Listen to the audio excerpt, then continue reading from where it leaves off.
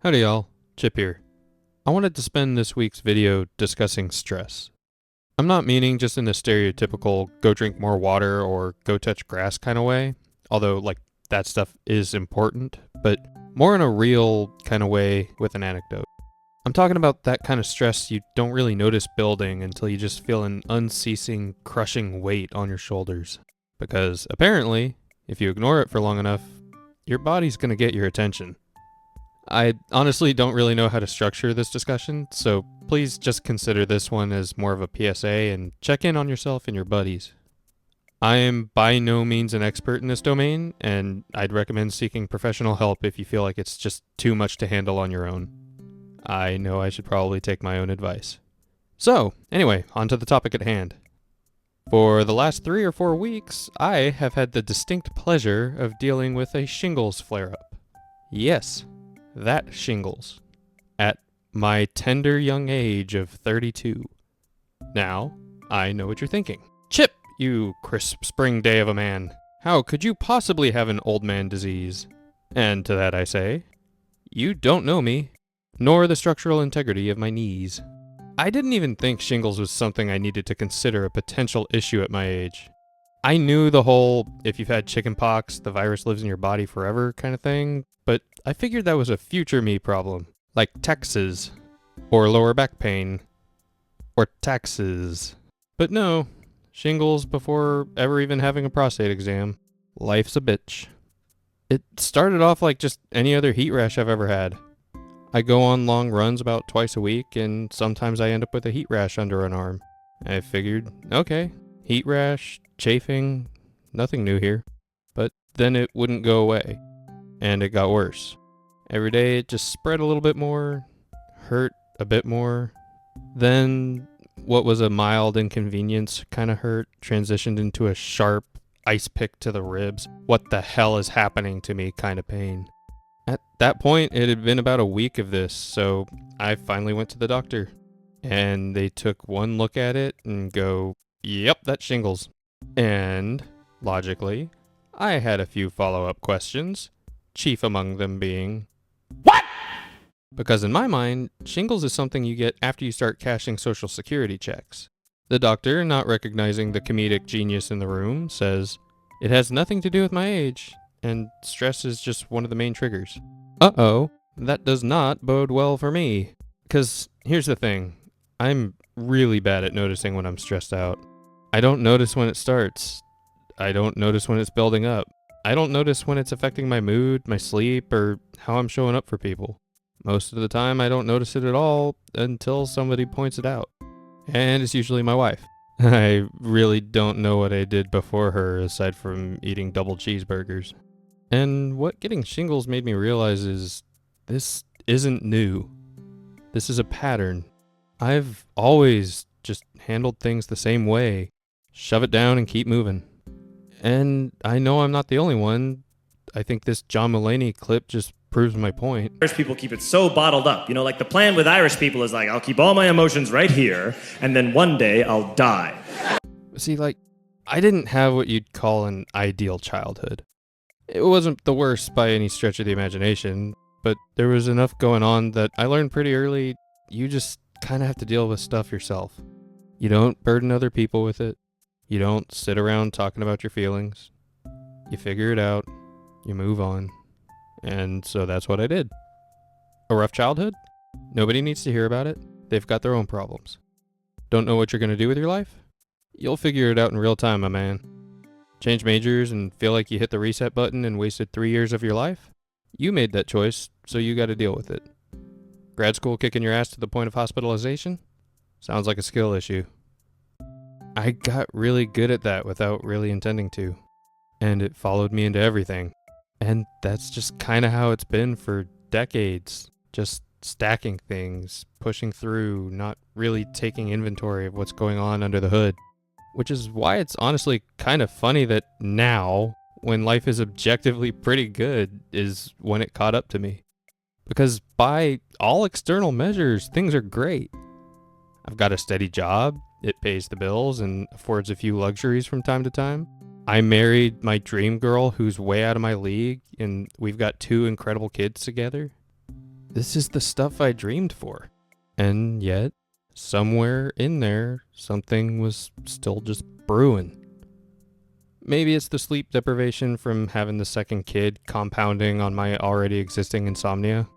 Maybe it's the underlying anxiety of work, seeing the layoffs, people leaving, that constant am I next question in the back of your mind. Maybe it's those 3 a.m. thoughts where you're just lying there like, am I doing enough? Could I be doing more? Am I giving my family the life they deserve?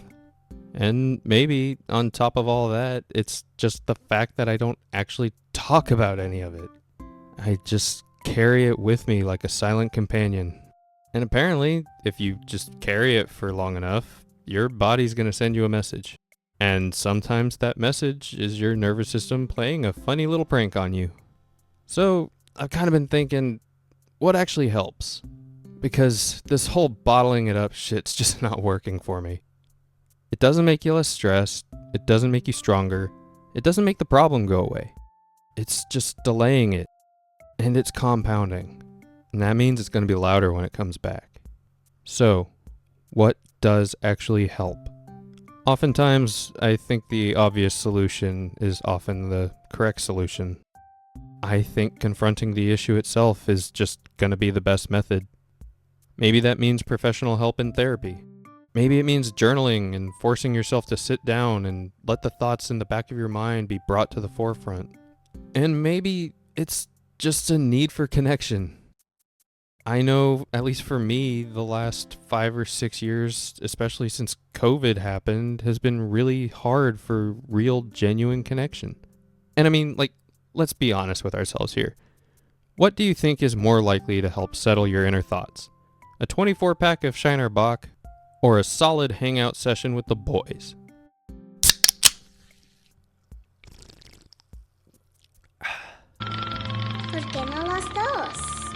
In all seriousness, I'm not saying you need to drink to have a good time with friends, but I do think everyone needs that core group of friends to be with in the moment. And I definitely don't want you to go thinking drinking by yourself is gonna do anything other than exasperate the problem. Maybe you enjoy lifting weights. Have a gym partner that you go lifting with that you trust enough to confide in. If you enjoy running, go run with a friend and keep the pace conversational. I'm a huge believer in exercise being the greatest method of relieving stress, and if you could tie the session to what's been eating at you, then all the better. But I mean, hell, if you don't want to exercise, grab a cooler and go fishing with the boys, grab some Xboxes and have a LAN party, go golfing if that's your thing, drive the cart into the sand bunker for all I care. Heck, you could just get a tennis racket and go hit some balls at the tennis court. Just get together with actual people. Try to not always have the other people be your significant other. I honestly believe platonic friendships are horrendously underrated in my age group, and I think we have a tendency to start isolating ourselves into this little bubble that is our household, where we think to ourselves our spouse/significant other should be the first people we turn to, which isn't necessarily a bad thing, but we do also need genuine connection from others as well. I haven't been great about that. I've got some genuinely good buddies that I need to see face to face again. I'm gonna try and be better. W's in the chat for the power of friendship. And hell, I'm not trying to say you need to turn every hangout into a therapy session, or that you need to be getting something profound out of every hangout or workout. I'm just saying, make a real effort to be around the people you love, and maybe don't dodge the conversation every time something real comes up. Maybe try answering honestly when somebody asks how you're doing. Or maybe even try to be the guy that brings up the heavy shit first. Because chances are the people around you are carrying some pretty heavy stuff too. Just like you, they might just be waiting for somebody else to crack that door open. And I think beyond all that, it's just taking inventory. Every now and then, just checking in with yourself. What's been eating at me lately? What have I been avoiding? What's actually stressing me out right now? And you don't have to solve it immediately. You don't have to fix everything in one sitting. But just acknowledging it, that can go a long way. Because if you don't, it's not going to disappear. It just finds another way to show up. And if you're lucky, it's just a melancholic mood. Or if you're like me, it's 3 weeks of side-splitting pain. So yeah, all I'm saying is maybe don't wait until your nervous system sends you a wake-up call. Check in with yourself, talk to your people, say the thing that's been sitting on your chest for 3 weeks. There's nothing masculine about suppressing every emotion, and you and your body will thank you for opening up from time to time. Anyway, that's all I've got for this week. Health seems to be about back to normal, and I've been trying to restructure to focus more of my energy on enjoying the present rather than stressing over the future. Probably just an outlook we could all benefit for more reasons than just stress management.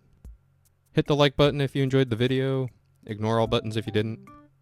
If you'd like to see more, feel free to subscribe to the channel. I would greatly appreciate it, and it helps us out here.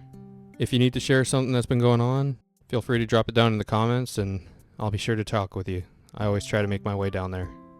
And until next time, keep it tuned in.